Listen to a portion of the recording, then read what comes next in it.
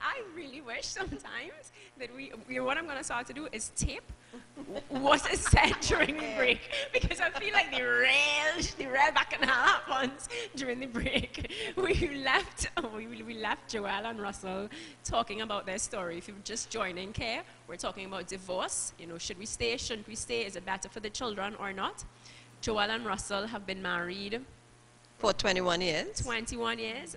And if you've missed the story, they were on the rocks from the get-go, and they decided to stick through it, and Joelle is going to continue the story now. Yes, so I was at the point where we were, I was talking about the fact that he was having a career affair. Now, the hard thing about these kind, you can have an affair with a career, with a hobby, where it's anything that's pulling you away from the primary responsibility of the home. And that career affair eventually turned into a love affair. And so... Now, you had said that, and before we went to break, Russell was going to chime in, because I think that that is a very common, I might be wrong, Yes. I've never been married, but I would think that that's a very common affair. Men always feel the need to provide.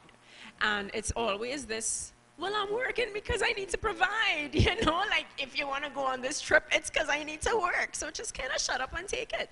And that's a key factor to remember. Most of the times it's two well-intentioned people, you know, that end up in a problem that they think they can't resolve. I mean, I thought I was providing for the home, but I did not realize the damage it was doing to our relationship. So for instance, I did the late hours, and then after a while, you know, you come home late, you get a little static, a little cold treatment, silent treatment, you know, and then you stay away, you get a lot of that, and you stay away longer, and you work harder. So the cycle goes on, because goes on. she's now giving you the silent treatment. You don't want to go home because, Yeah. well, I don't want to come home to that.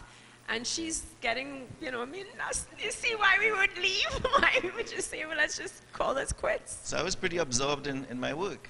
I mean, and whether the ladies believe it or not, we don't go looking for it. Most of the times, people don't go looking for an outside affair. It's because something is missing. They get wrapped up in something else, and then you want a little relaxation, and sometimes somebody comes along that gives you an ear. There's somebody to talk to, then you get a friend, and you know, that friend is of the opposite sex, and things are cool at home.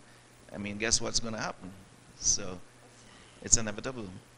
And so I really wanted to say that, I mean, the fact that Russell is a great provider is a real help to our marriage. So he was doing it in his own understanding of what a provider was. And so his intentions were definitely good intentions. And then, but the thing is, those intentions out of balance is what goes to the negative side. And so staying away, and us not connecting, you have to have, there may be seasons in your relationship where you have to work long hours, but you have to always build into that the connection time, or else it is going to erode at your relationship. But we didn't understand those things. We didn't know those things. So then the gender differences come in. So women are emotional. We are also holistic. So we think in terms of relationship. So for instance, the relationship is not going good. Intimacy is going to be affected.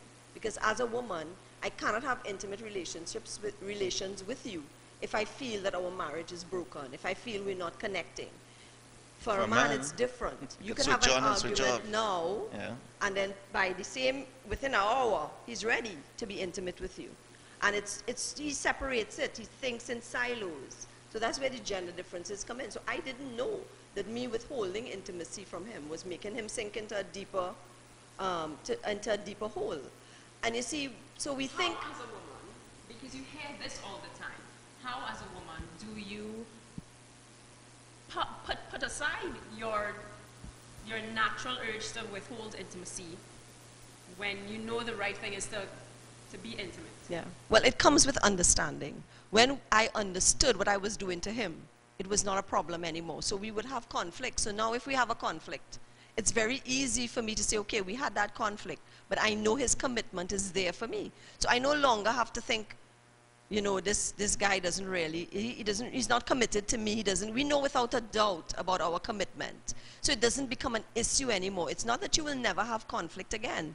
It's just by understanding his needs and him understanding my needs, I'm able to now say, okay, we just had this argument. I'm really not ready now.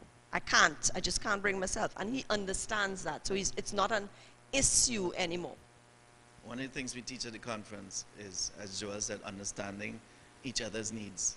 And from a gender perspective, you know, the same way women have these emotional needs that men are not wired to understand or to connect with, is the same way men have physical needs that women don't understand. So it's often very enlightening. You know, this is not something you're taught before you get married. And this is something you learn if you're lucky, how to understand, how to manage it. But understanding that I as a man need to get more emotional, or need to understand my wife's emotional needs and meet those needs, and women having to understand the man's emotional needs and having to meet those needs. When that happens, you know, things change. Then you're able to come down on the same level and communicate on a better level. Yeah? But we get sidetracked from the story, which basically we were at a point where we had decided, I didn't know about the affair for a while, so he had a relationship going. I myself was involved with a guy we had a kind of a one night something. We had a relationship through, well, I don't want to divulge those details because I don't want to put anybody on the spot. Yeah, that's okay. So I had an affair myself. So, but each other, we didn't know that we had affairs. So we kind of had said that, we kind of suspected, but not anything confirmed. So at one point, I just said, look, this is not working out. I don't want to, no, I had a good example in a mother who, for her, divorce was not an issue. Although she and her husband and my father, had issues, marriage was a very sacred thing for her. And so I think I had a little bit of that in me. And I decided I am not going to get a divorce because of the children. And so but I told them, I said, listen, we're going to live separate lives. We're going to pretend, we'll make as if you do what you want to do and I'll do what I want to do. Of course that doesn't work because the children will see, they will still know that things are not, they're brighter than we think they are. And so we were going along for a little while, but conflict was getting worse in the house. So the long and short story of that is that my mother-in-law gave us a gift voucher to go to this conference, and that's the only way, because we had said we needed counseling. I told him many times, we need to go to counseling, and he said, I know what all the issues are in typical male style. I know how So how do you get a man to go to counseling? I know how to fix this. We know our issues. We don't need anybody to tell us what our problems are. And so we went along for a while not seeking counsel. Eventually when his mother, so if the male person has a mother, mothers tend to have a nice effect on their boy children, you know. She said to him, please go to this conference. It will make me very happy, in her sweet way. And so he couldn't say no to that, and he couldn't say no to free either. Maybe it's the Chinese blood, I don't know. But anyway, he decided to go, and that's where the change happened. We began to understand the differences in what it was doing to our marriage. We understood the importance of commitment. We understood the importance of the legacy that we are leaving for our children, because marriage is not just about the two of us. We have children who did not ask to come into this world. We brought them into this world, and when you bring a child into the world, they come with the expectation that they will have a mother and a father forever. They don't come thinking, well, it's just one person and I'll be happy with that. They come with that need built into them. And so we learned all of these things at the conference. We understood what was going on. It was like scales falling off of our eyes, where we were doing things and we didn't understand what was happening to us. We began to understand each other. We began to communicate with each other. We began to understand what makes good communication. We began to understand that we needed to meet each other's needs, what each other was going through. And that was the beginning. Did it end there? No, it didn't. We had conflict still. But we left there with a resolve to commit to each other.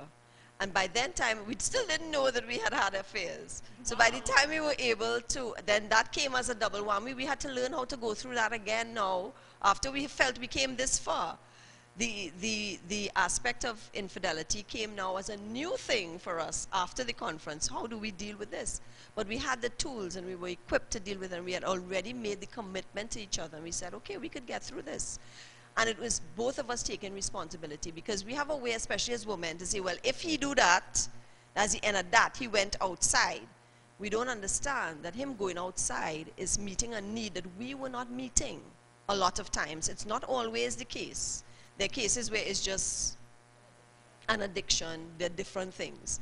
But for the majority of people, if things are good in the home, the men won't have a need to go outside. So it was taking a responsibility for my part, him taking a responsibility for his part, and deciding that we will operate now from ground zero. What we did in the past, we didn't know. We were not operating with knowledge. Now we have the knowledge, we could take it from here, and we've built, and now we tell people we love each other more. I love my husband now more than I did, with infidelity in the picture when we first got married. I didn't know what love is when we got married. Now I do. We do, I should say. So I don't know if you have anything to add. Add to that. Oh my gosh, where were all of y'all when I was growing up to teach me these things, boy?